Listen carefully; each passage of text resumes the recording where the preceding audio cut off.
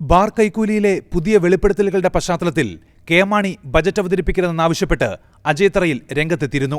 കോൺഗ്രസ് പ്രവർത്തകരുടെ വികാരം ഇതാണെന്നും മുഖ്യമന്ത്രി ബജറ്റ് അവതരിപ്പിക്കണമെന്നും അജയ് തറയിൽ ആവശ്യപ്പെട്ടിരുന്നു.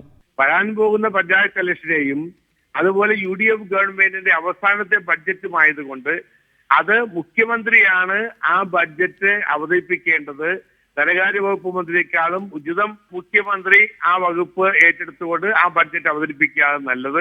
മുഖ്യമന്ത്രിക്ക് നേരെയും ആരോപണങ്ങൾ ഉയർന്നിട്ടുണ്ടെന്ന് തിരിച്ചടിച്ച ചീഫ് വിപ്പ് PC ജോർജ് മാണിയെ ബജറ്റ് അവതരിപ്പിക്കാൻ അനുവദിച്ചില്ലെങ്കിൽ മുന്നണി കാണില്ലെന്നും വ്യക്തമാക്കി. KM മാണിയേക്കാൾ എത്രയോ വലിയ ആരോപണ വിധേയനാണ് മുഖ്യമന്ത്രി ഉമ്മൻചാണ്ടി. കേരള കോൺഗ്രസ് ഈ മുന്നണിയിലുണ്ടെങ്കിൽ കേരള കോൺഗ്രസിന്റെ മന്ത്രി ബഡ്ജറ്റ് അവതരിപ്പിക്കും, ഇല്ലെങ്കിൽ ഈ മുന്നണി കാണില്ല. അജയ് തറയിലിനെ കോൺഗ്രസ് വക്താവ് സ്ഥാനത്തുനിന്ന് പുറത്താക്കണമെന്നായിരുന്നു ആന്റണി രാജുവിന്റെ ആവശ്യം. കരുതലോടെ പ്രതികരിച്ച KPCC president VM Sudheeran budget Mani തന്നെ അവതരിപ്പിക്കുമെന്ന് വ്യക്തമാക്കി.